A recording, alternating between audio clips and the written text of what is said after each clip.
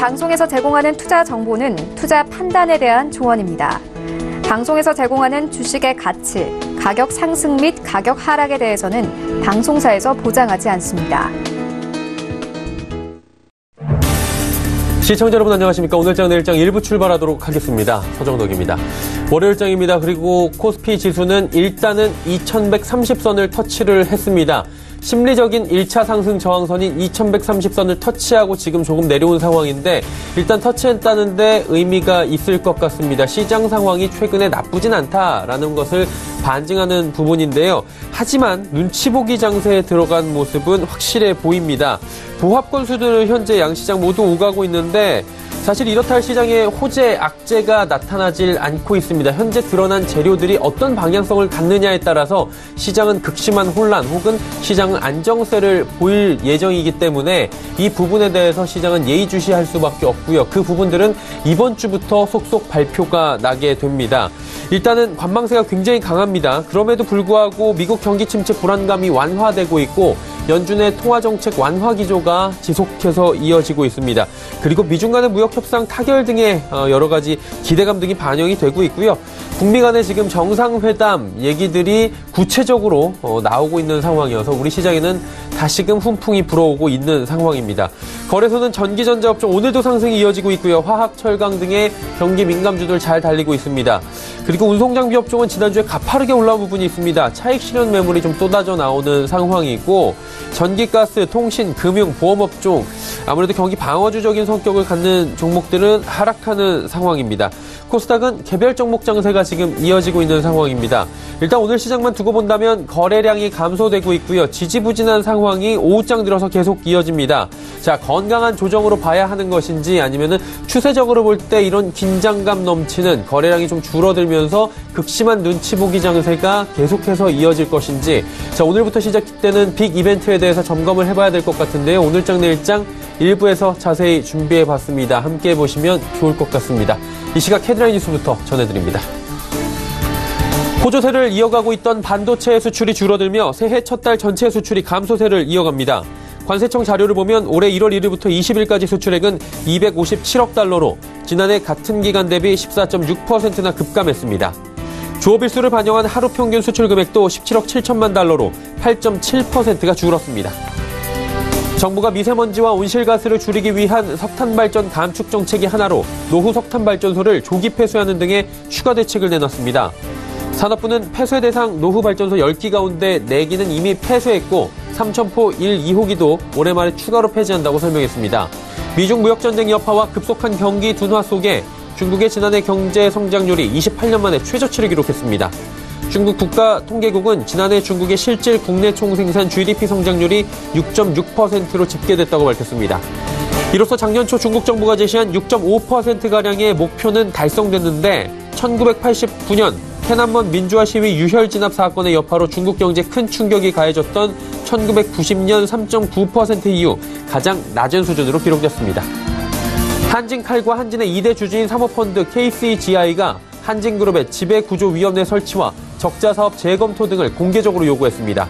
KCGI는 지배구조와 책임 경영체제를 확립한다는 차원에서 KCGI 추천 사회이사 2명과 외부 전문가 3명 등 6명으로 구성된 지배구조위원회 설치를 제안했습니다. 또 항공업과 연관성이 낮은 사업을 원점에서 재검토하고 임원에 대한 합리적인 평가와 보상체계 도입을 위한 임원추천위원회 도입도 주장했습니다. 코스피 살펴봅니다.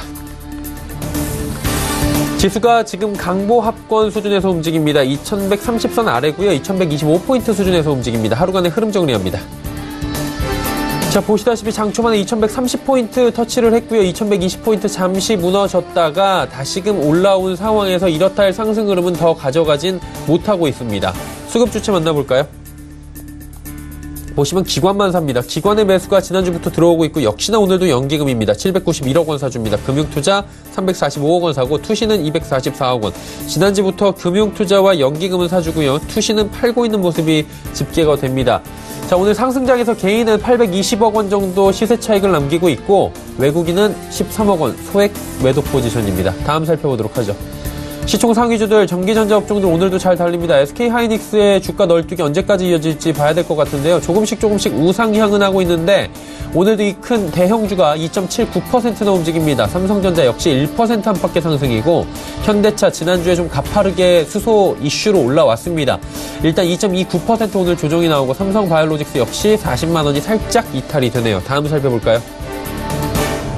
LG화학 그리고 포스코가 상승합니다. 포스코 26만 8,500원대까지 올라왔고 나머지 셀트리온, 삼성물산, 네이버 빠지는데 네이버의 낙폭이 4% 가장 큽니다. 다음 살펴보도록 하죠. 자, SK텔레콤, 한국전력, 현대모비스, KB금융, 신한지주까지 모두 빠지고 그중에 한국전력의 낙폭이 가장 큽니다. 다음 살펴보도록 하죠. 코스닥은 695 하락 전환했습니다. 1.11포인트 빠지고 있는데 하루간의 흐름 정리합니다. 코스닥 흐름 보시면 697부터 693까지 위아래로 변동폭이 크지 않습니다. 수급 주체 만나볼까요? 오늘도 개인만 삽니다. 1484억 원, 기관, 외국인 양매도고요. 여긴 연기금도 팝니다. 전 주체가 골고루 팔고 있는 상황입니다. 시총 상위주들 흐름 살펴봅니다. 신라젠과 CJENM은 소폭씩 올라가는데 셀트리온 헬스케어가 또 조정 나오고요. 바이로메드, 포스코캠텍까지 전체적으로 시총 상위주들 어렵습니다. 6위부터 10위 종목들도 살펴보도록 하죠. 메디톡스의 낙폭이 가장 크고요. HLB가 지금 7만원 부근에서 위아래로 움직입니다. 2거래일 연속 상승. 스튜디오 드래곤이 9만원이 살짝 이탈이 됐고 퍼러비스, 코오롱 티슈진도 빠집니다. 다음 살펴볼까요? 아난티가 오늘 또 급등합니다. 5.46%나 올라가고 SK머티리얼즈 올라가는 가운데 셀트리온, 제약, 파라다이스, 컴투스 세 종목 1% 중반대씩 빠집니다. 원달러 원유로 흐름도 짚어봅니다. 5원 정도 상승합니다. 1127원대까지 올라가면서 달러 강세 흐름 오늘은 가져갑니다. 금일 본 방송에서 제공해드리는 정보는 투자 판단에 대한 조언일 뿐입니다. 해당 주식의 가치와 수익률 보장해드리지 않는다는 점 참고해 주시길 바랍니다. 월요일장의 이슈 짚어봅니다. 펠리즈 투자앤리서치 김민수 대표입니다. 안녕하십니까? 네, 안녕하십니까? 예, 저도 서두에서 살짝 언급을 했고요. 오늘 증권사 리포트나 여러 가지 기사를 통해서 이번 주에 이벤트 많다라고 하는데 좀 정리해 주시겠습니까? 네, 오늘은 일단, 월요일인 가운데 미국은 휴장입니다. 마틴 루터킹 데이로 미국 시장은 열리지 않고요. 그런 가운데 앞서 발표했던 중국의 4분기 GDP, 그나마 선방했다고 볼 수는 있는데, 그와 관련돼서 여전히 어떤 중국 지표가 과연 맞는 것인가 하는 의문은 물론 있다고 하더라도 일단 6%대 6.4%대 정도라고 하게 되면 예상치 6.3%보다는 낫다란 판단으로 보여지고 있고요. 하지만 일단 시장 분위기는 어느 정도 알려진 부분이었다라는 반응 쪽에서 이 중국의 경기 부양책이 앞으로 적어도 2월 달까지 춘절 흐름될 때까지 계속 확인되는 게 아니냐라는 관점 쪽에서 크게 반응은 하지 않는 흐름이라고 봐야 될 것 같고요. 내일 1월 22일 화요일은 한국의 GDP 속보치가 발표되면서 관련된 부분들이 또 시장에 주목할 걸로 보여지고 있고요. 잠재 성장률 3%대에서 계속 멀어지는지에 대한 변화들 확인해야 될 것 같고요. 그 다음에 12월 생산자 물가지수가 발표가 될 예정입니다. 1월 23일 날 수요일 날 같은 경우는 한경회의가 개최될 예정으로 보여지고 있는데 일단 대기질 공동연구와 관련된 여러 가지 최근에 이슈가 되고 있는 미세먼지 관련된 부분들 쪽에서 어떤 이슈가 되지 않을까 바라보고 있는데 중국은 무시하고 있습니다. 그런데 우리나라는 아직 대통령이 잠을 못 이룰 정도로 미세먼지에 대해서 어떤 고심이 깊다라고 하게 되면 이와 관련된 쪽도 어떤 정책적인 관련된 테마로 바뀔 수도 있을지 않을까 하는 관점 쪽에서 여러 가지 향후 대책들 주목해야 될 것 같고요. 1월 24일 날 목요일 날은 국내 금통위, 한국의 1월 달 금통위가 열릴 예정인데 금리는 동결이라고 생각이 들고 있는데 더 중요한 부분들이 한국은행의 뷰로 봐야 될 것 같고요. 특히 올해 경제 성장률 전망치라든가 여러 가지 물가 수준과 관련된 여러 가지 부분에 대해서 얘기하는 부분에 대해서 주목해야 될 것 같고요. 또 미국의 12월 경기선행지수가 이날 발표가 될 예정인데 경기선행지수 관련된 부분들 쪽에서의 흐름들 최근에 무거워지고 있는 상황 쪽에서 어느 정도 반전이 이어질지 좀 더 지켜봐야 될 것 같고요. 1월 25일 날 금요일 날 같은 경우는 한국의 1월 소비자 동향조사 그리고 미국의 12월 내구재 주문과 1월 소비자 신뢰지수가 발표가 되면서 특히 1월 소비자 신뢰지수 같은 경우는 미국 시장에서 최근에 고점에서 약간 꺾여 내려가고 있는 경향들인데 이에 대한 반전이 나올지 좀 더 지켜봐야 될 부분이라고 생각됩니다. 이번 주에 또 기업 실적 발표가 있을 예정이라고 합니다. 현대차 비롯해서 저희가 주목해야 되는 기업들이 있을 것 같은데 어떻습니까?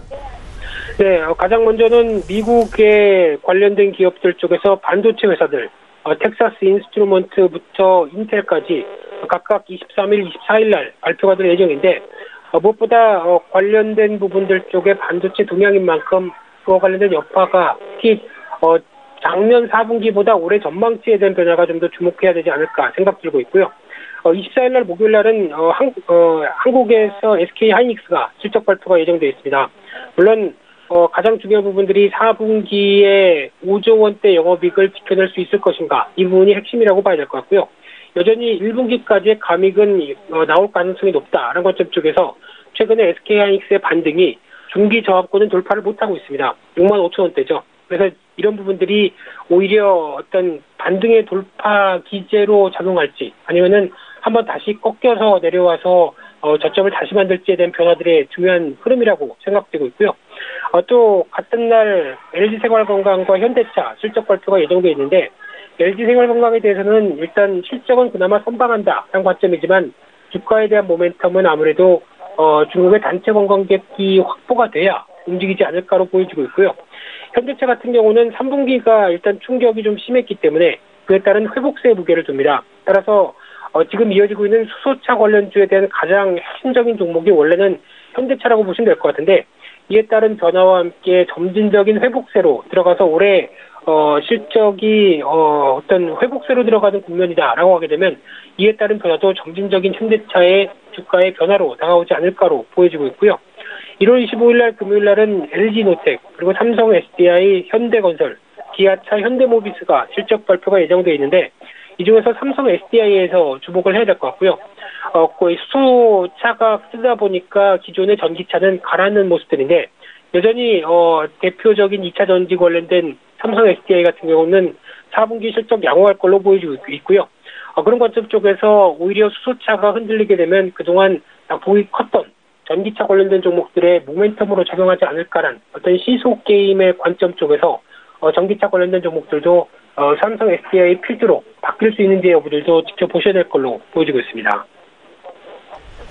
대표님, 무엇보다 지금 많은 분들이 관심 갖고 있는 게 사실 1월에 워낙에 연초부터 코스피 지수, 코스닥 지수가 많이 빠지지 않았습니까? 그러다 보니까 1차 추세 저항선인 2130선에 대한 이야기가 연초에 계속 나왔는데, 오늘 좀 의미가 있는 게 터치는 했거든요. 그렇다면 추세 전환이 좀 단기적으로 가능한 것인가에 대한 의문을 가질 수밖에 없는 시점인 것 같은데, 코스피나 코스닥 시장이 지금 추세가 좀 돌았다라고 보는 게 맞나요? 아니면 좀 이른 판단일까요? 네, 일단 실적 관련된 부분들과 같이 연결해서 본다고 한다면 무엇보다 실적의 기대치가 낮았습니다. 그런 과정 쪽에서 낮은 기대치 대비해서 실적 관련된 삼성전자가 실적을 발표하다 보니까 그에 따른 어떤 충분히 주가가 미리 하락하면서 이를 반영했다는 관점 쪽으로 나오고 있고요. 하지만 이제 실적 관련된 동향들이 오히려 이제 최근 들어서 이제 속속들이 이제 발표가 될 예정으로 보여지고 있는데, 그런 관점들이 아직 완전하게 단단한 바닥이다라고 생각을 못하게 되면은 앞서 말씀하셨던 2130이나 한 2150, 이 정도 사이권이 중요한 저항대로 작용할 가능성이 높습니다. 그래서 시도를 들어갔다가 오히려 다시 한번 반락이 되는 흐름들이 나올 가능성이 높다고 봐야 될 것 같고요. 그런 차원에서 지금 물론 시장 흐름들이 위험자산 효과와 함께 기대감이 높다고 하지만은 여전히 단기 반락이 다시 한번 나올 가능성이 높다는 데 시장을 주목을 하셔야 될 것 같고요. 그런 때 어떤 대응 전략들이 필요하다는 관점과 함께 무엇보다 시장에 대한 관점들은 외국인들이 가져가고 있다. 한쪽에서 보게 되면 외국인들 매수가 계속 확대가 되면서 적어도 매도 폭이 강화되지 않은 가운데 시장 흐름들을 잡아가는지에 대한 전략 흐름들이 중요하다고 봐야 될 것 같고요. 그런 차원으로 봤었을 때는 단기적으로는 약간 한풀 좀 더 어떤 상승폭이 좀 꺾일 가능성은 잔존해 있다. 라는 관점 쪽에서 단기 시황 전략을 세우는 게 좋다고 생각됩니다. 일단은 현재 국면에서는 단기적으로 좀 가는 게 좋겠다라고 이야기를 남겨주셨습니다. 오늘 말씀은 여기까지 듣도록 하겠습니다. 고맙습니다. 네, 감사합니다. 펠리지 투자 리서치 김민수 대표와 함께했고요. 이슈 칼럼 이어집니다.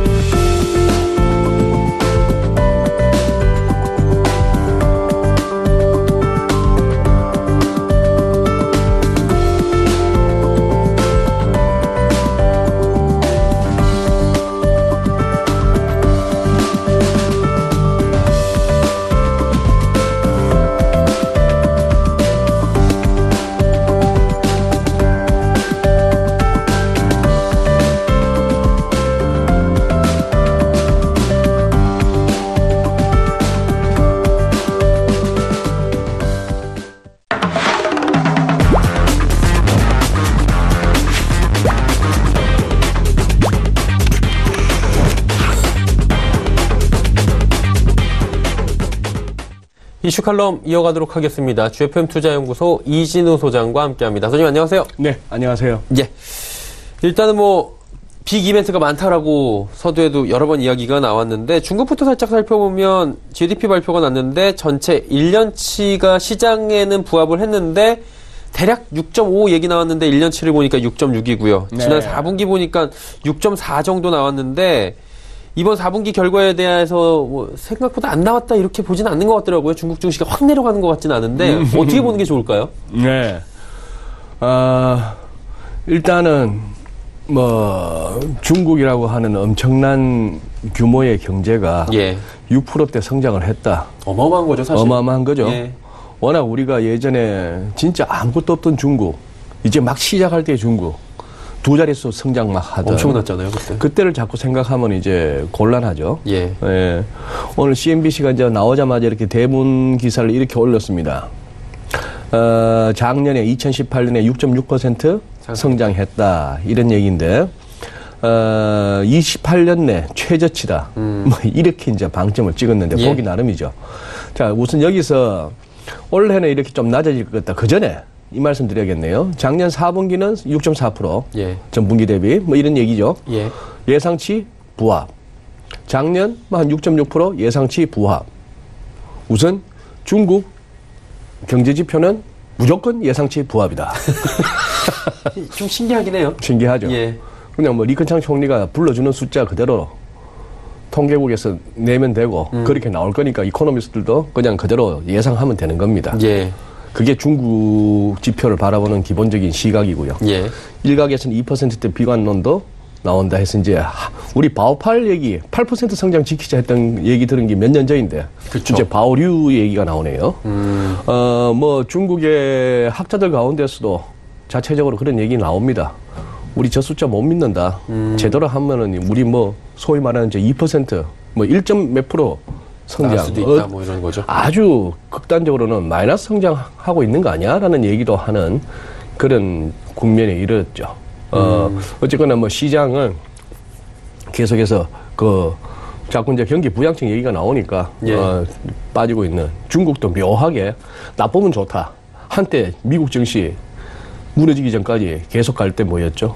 지표 나쁘고 실적 예. 나쁘면은 bad is good 해가지고 나쁜 게 좋아. 왜? 그래야 연준이 금리도 안 올리고 이래저래 부양책 나올 거야 하는 예. 묘한 애가 아파서 좋아. 아파서 입원하면은 문병 오는 사람들이 황도 복숭아 깡통도 가져오니까 그것도 먹을 수 있어. 이런 분위기. 아픈데 말이죠. 네. 예. 그 부양책 말씀을 해주셨습니다. 부양책이 지금 계속해서 한 2주 전부터 얘기가 나오고 있는데 시장에서는 이 부양책에 대한 기대감은 있었는데 하루 정도로 빼놓고는 그다지 호응을 크게 하는 분위기는 아닌데 네. 어때요? 중국 정부가 내놓은 부양책이 지금 소도시들까지 이렇게 막 SOC 투입한다 이런 얘기들도 나오고 있는데 이게 실효성이 있는지 어떻게 보시는지 궁금하네요. 네. 정덕에 그 말씀은 2주 전부터라는 얘기가 결국 뭐냐 하면 이 화면을 보시죠. 예. 1월 14일, 이달 14일 날 예. 국무원 2차 전체 회의에서 모처럼 리커창 총리가 존재감을 드러냈습니다. 예. 과거 후진타오 주석 원자바오 총리 시절에 그 원자바오에 비할 바는 못 되죠. 요즘 거의 있는 둥 마는 둥. 많이 존재감이 약해지긴 했죠.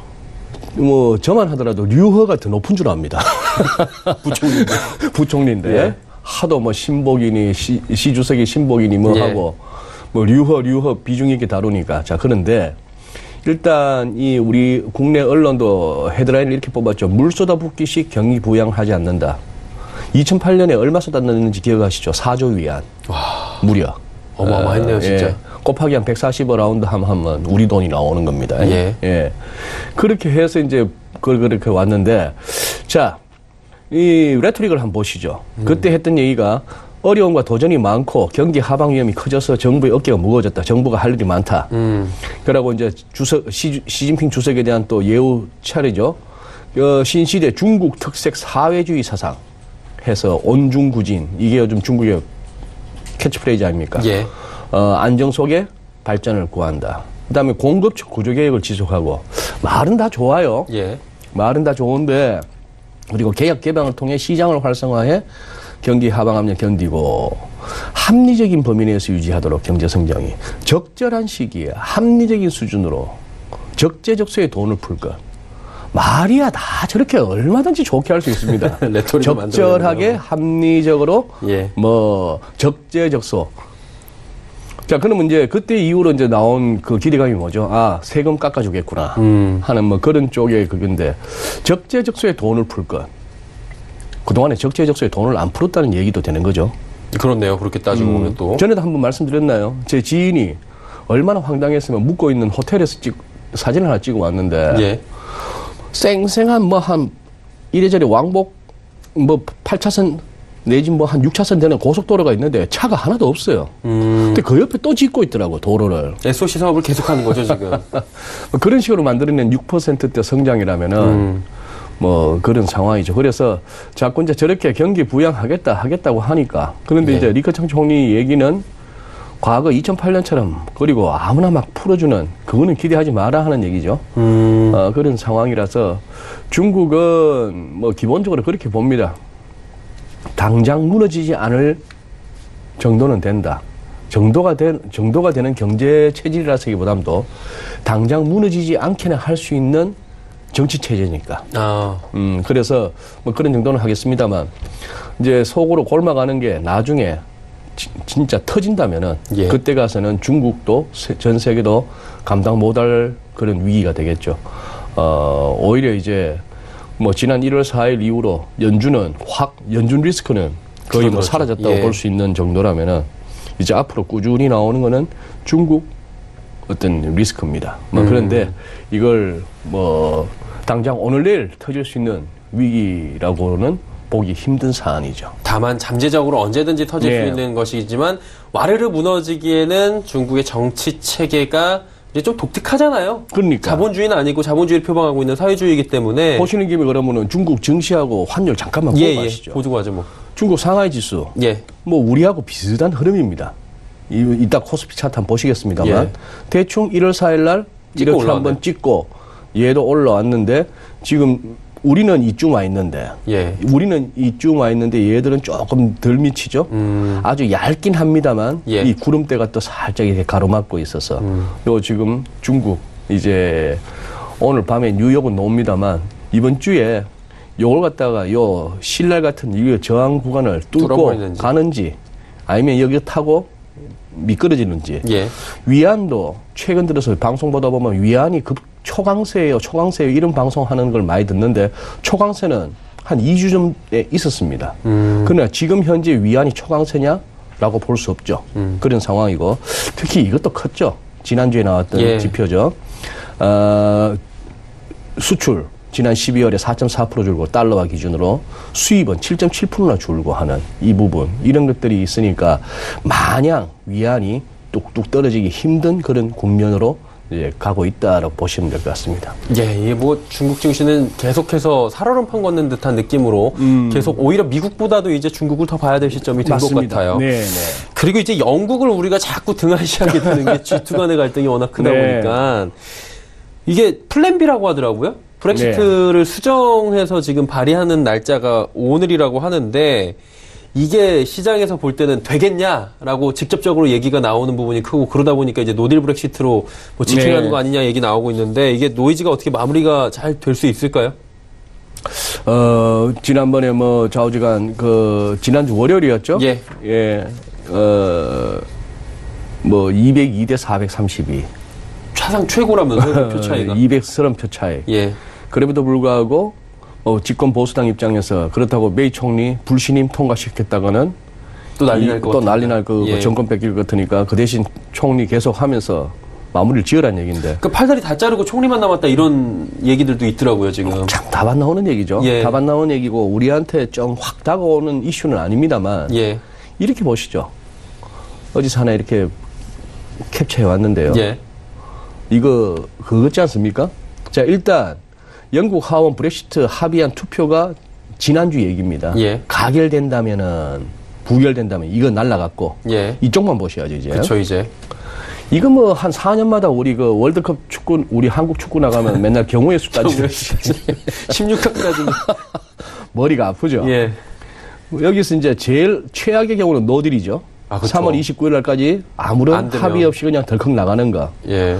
아니면 메이 총리가 정치적 결단을 해서 조기 총선을 하든지 제2국민투표를 붙이든지 이거 둘 다 메이 총리 입장으로서는 총리직도 내놔야 되고 그쵸. 그다음에 지금 현재 보수당도 이거 하고 나서 자기들이 계속 여당 집권당이 된다는 보장이 없습니다. 아마 정치인들 입장에서는 선택하기 힘든 카드일 거예요. 예.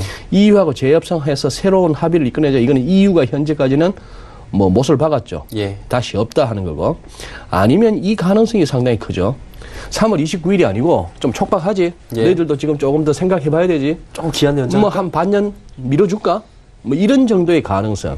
그리고 그동안 유럽 되는 것도 없지만 안 되는 것도 없는 유럽의 전통으로 봤을 때 제일 가능성이 큽니다. 뭐 그런 상황이고 제2국민 투표를 가네 마네 뭐 이런 식으로 하는데 이제 이렇게 얘기를 하고 있죠. 왜 그랬을까 싶을 겁니다. 이 데이비드 캐머런 이때 2013년에 처음에 예. 그때 2015년 총선을 앞두고 나 한 번 더 시켜주세요. 그러면 내 다시 재집권하면은 브렉시트 국민들 요구가 큰 것 같은데 한번 국민투표 한번 붙여볼게요 했는데 그렇게 해서 자기가 재집권도 성공했고 집권당 내 자기 반대 세력도 무마시키고 설마 영국 국민들이 그래도 그렇지 브렉시트를 택하겠나 싶었는데 택했죠. 간발의 차를 택했죠. 그 이후에 지금 메이 총리 지금까지 왔고 예. 여기에 또 처음에 이 보리스 존슨 외무장관 이럴 경우에 예. 트럼프 집권하자마자 당선되자마자 푸틴하고 이렇게 키스하는 장면 플러스 이 보리스 존슨하고도 이렇게 하는 얘기가 나왔고 그때 예전에 제가 한번 말씀드린 적이 있죠. 트럼프는 나토도 깨고 싶어하고 WTO도 깨고 싶어하고 예. 파리 협약기구도 다 깨고 기구협약 싶어하죠. 다 깨고 싶어하는 그러면 자꾸 브렉시트 나와라 뭔가 자꾸 이렇게 쪼개기를 원하는 트럼프 뭐 이런 얘기도 했습니다만 뭐 이런 상황입니다. 어쨌거나 한 가지 노딜 이유는 어떤 상황이 될까. 그리고 저기도 제일 큰 건 그거죠. 북아일랜드하고 아일랜드 사이에 그러면은 예. 거기다가 지금 예를 들어서 뭐 그걸 갖다가 예외 조항을 둬가지고 국경도 설치 안 하고 뭐 관세 뭐 그 지금처럼 전혀 달라지는 게 없다면은 예. 이른바 강경 브렉시트파 쪽에서는 하는 얘기는 야 그게 무슨 브렉시트냐 그쪽에서 난민이고 무슨 뭐 불법 이민이고 뭐 다 들어오면 어떡할래 예. 뭐 이런 얘기가 되는 그런 상황이죠.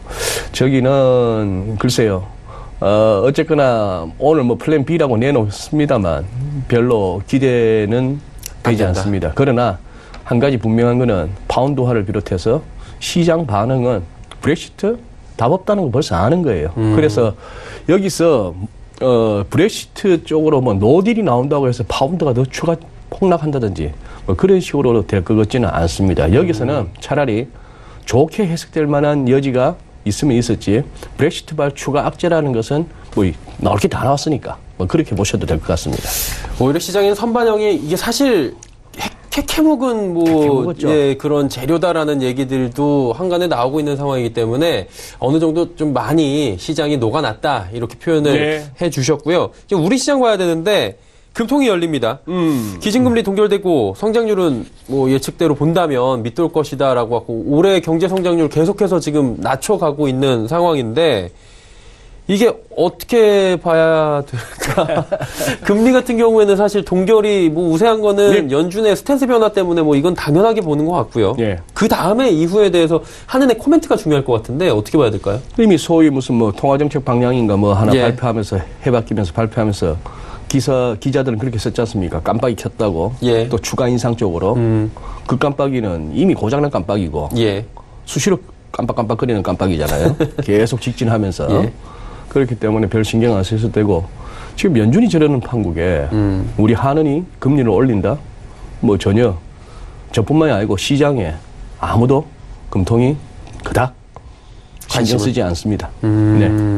그러면 이제 금통위 이슈는 뭐 동결에 그리고 어느 정도로 지금 이미 어느 정도 기조를 밝혔기 때문에 예측이 돼 있고 경제 성장률 올해 어렵다는 건 알고 있으니까. 그러니까 여기서 어떻게 금리를 올리겠어요? 그렇죠.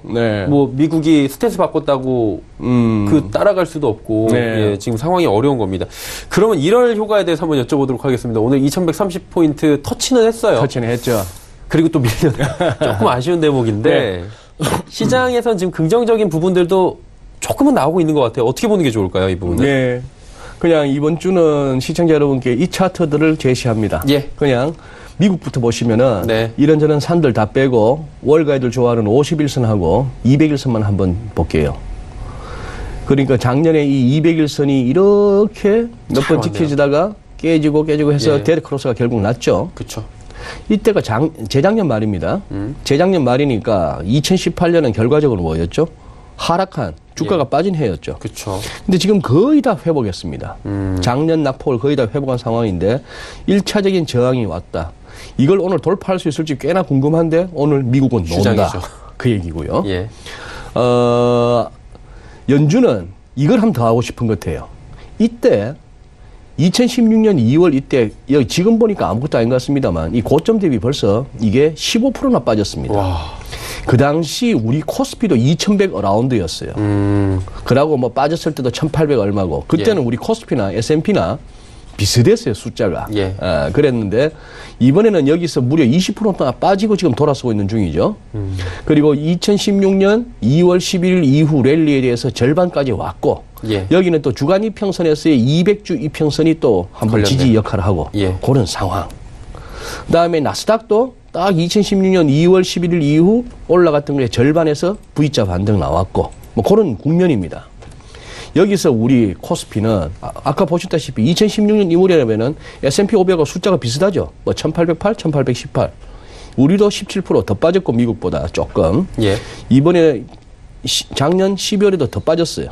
2607에서 1985. 예. 그런 상황에서 코스피에서는 이 패턴을 유념하시고요. 과연 1월 4일 날 이렇게 쌍바닥 찍음으로써 이게 이중바닥이냐. 예. 그렇다면 오늘 2130을 찍긴 찍었습니다만 2135, 36 이 레벨을 넘어줘야만이 이만큼을 더 간다고 기대할 수 있습니다. 예. 요거 넘는데 조금 진통이 있을 거예요. 있고 코스닥은 약간 패턴이 다릅니다. 무렵은 비슷한데 코스닥은 코스피에서는 이중바닥인데 코스닥은 지금 삼각형이에요. 예. 삼각형 패턴이고 수렴되고 있죠. 삼각형은 또 교과서에서 추세 지속형이라고 나오죠. 예. 그래서 조금은 찝찝한 겁니다.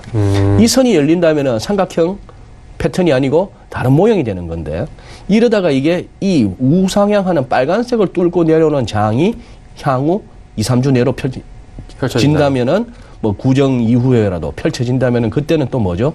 전저점에서 지지되느냐? 그래서 예. 이중바닥 나오느냐? 아니면 더 밀리느냐? 그 게임으로 가는 그런 상황이 됐죠. 조금 1월 효과 현재까지는 나쁘지 않았습니다만 지금 이제 1월 효과가 무한정 간다라고 하기에는 지금 요래요래 따질 것들이 좀 생겼죠. 예. 차트 재밌어졌네요. 재밌어졌죠. 사실 뭐 참가하시는 분들 앞에서 재밌다라고 표현하기는 어려운 말씀일 수도 뭔가 있지만 그래도 기준은 생긴 거죠. 예, 명확하게 기준선은 지금 딱딱 잡혀가는 모양이어서 네. 조금 더 지켜봐야 될 시점이 왔다. 하지만 현재는 나쁘지 않은 국면이다. 이렇게 정리를 해보도록 하겠습니다. GFM 투자연구소 이진호 소장과 함께했습니다. 고맙습니다. 예, 감사합니다. 오늘 장 내일장 1부 함께 하셨습니다. 잠시 뒤 2부에는 두 분의 전문가와 함께 하는 시간 레벨업 트레이딩 타임 시간이 준비가 되어 있습니다. 종목 짚어드리고요. 상담까지 이어가는 알찬 시간 만들어 보도록 하겠습니다. 2부에서 뵙겠습니다. 고맙습니다.